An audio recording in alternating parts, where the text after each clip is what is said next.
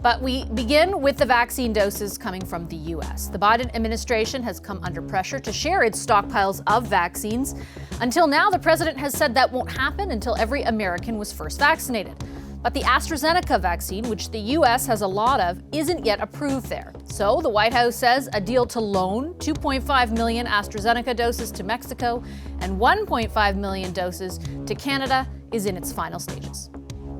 Well, God bless America. They're coming to our rescue. Thank God. I've been bugging Trump. I've been bugging Biden, all of them. They must get sick of Doug Ford asking for help. But our greatest partner, our greatest trading partner, our greatest friend in the world, President Biden, thank you.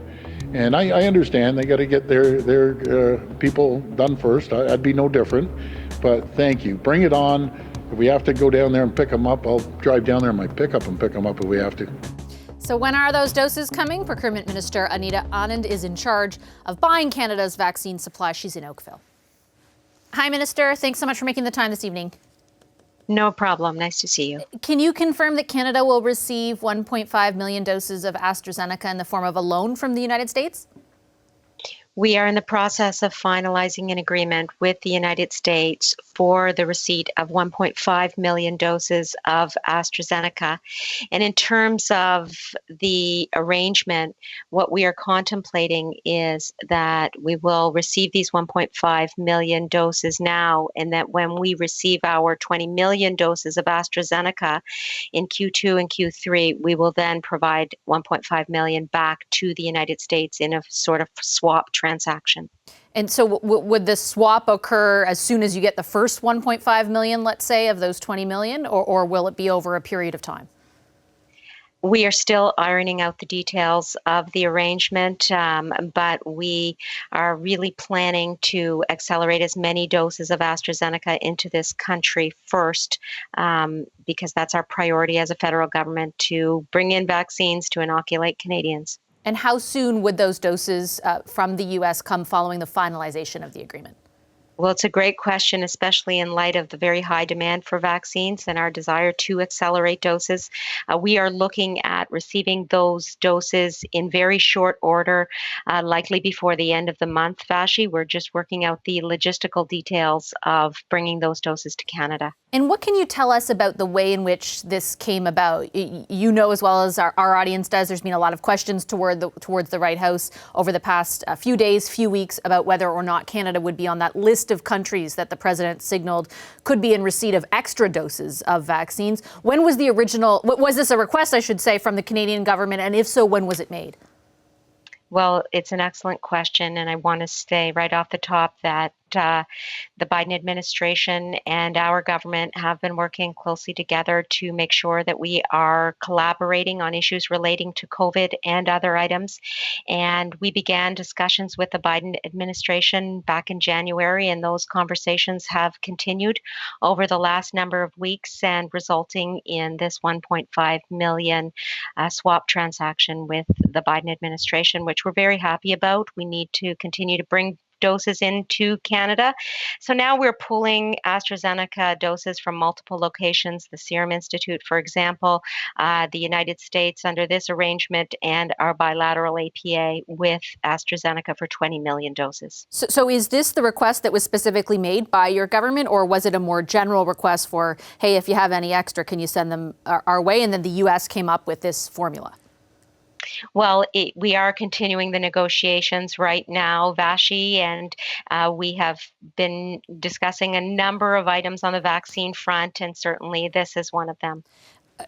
So again, though, that doesn't really answer the question. Was it a request specifically for a loan, for example, from Canada, or was it a more blanket request for help on vaccines, and this is what the White House came up with?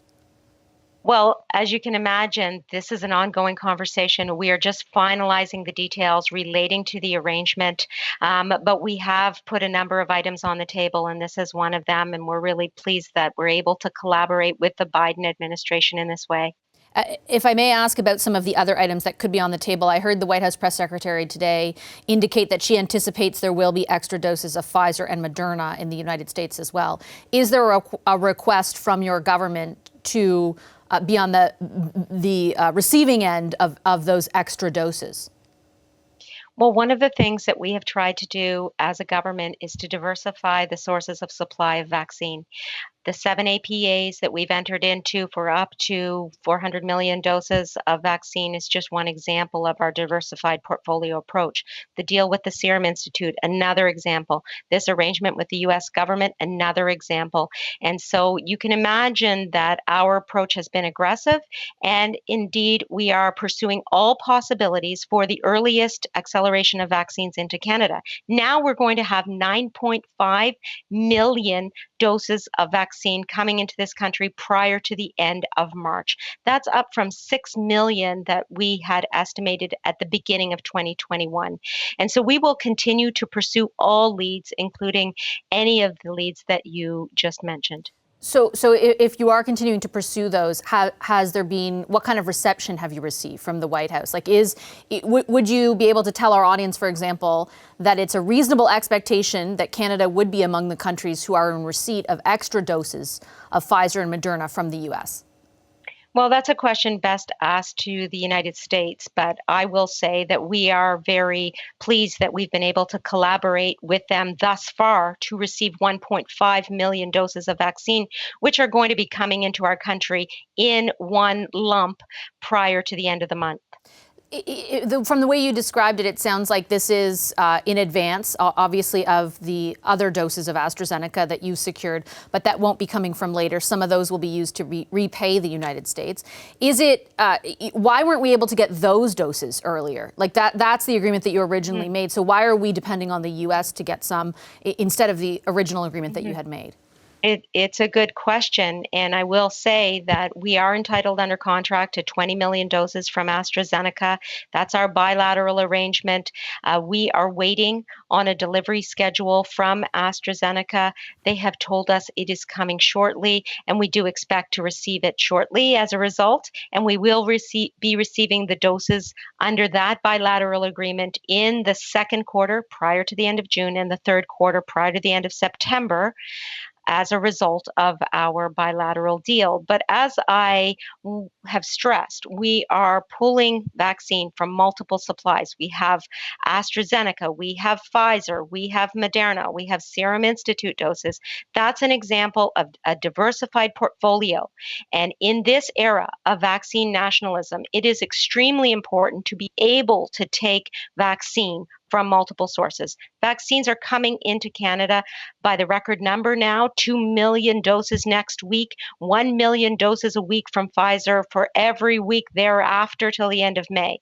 That is extremely important for the provinces and territories and Canadians at large to know that they will have access to a vaccine over the course of the next weeks and months, 36.5 million prior to the end of June and 117.9 million doses prior to the end of September. How confident are you that there won't be any disruptions to the supply that you just laid out that we saw, like we saw in February? And I ask because every day I sit and I watch, for my job, the various premiers, the various local politicians, many of at the local level who aren't partisan in nature, who are concerned that, always kind of stipulate, hey, this is our plan, but it depends on the certainty of supply. And they express concern about that certainty because of the experience thus far. What can you tell them tonight?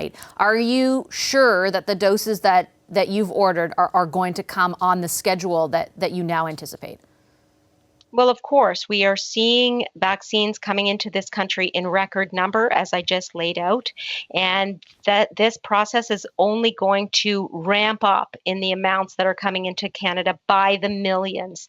At the same time, we are embarking on the largest mass vaccination campaign in Canadian and indeed global history, and we have to watch supply chains extremely carefully. We are seeing vaccine nationalism occurring in various parts of our globe. And as a result, across government with Minister Ng, with Minister Garneau, I am working very closely to make sure that our supplies are leaving Europe, for example. Our Pfizer and Moderna that come from Europe have still been arriving. We will continue to work diplomatically to ensure that these vaccines continue to arrive in this country. By the same token, the supply is here. We have 900,000 doses of vaccine sitting in freezers right now, and we need to make sure that the provinces and territories are undertaking expeditious inoculations so that the vaccines that we're bringing to Canada are indeed utilized. Is it accurate to say you don't have a delivery schedule yet for AstraZeneca, as we discussed, not the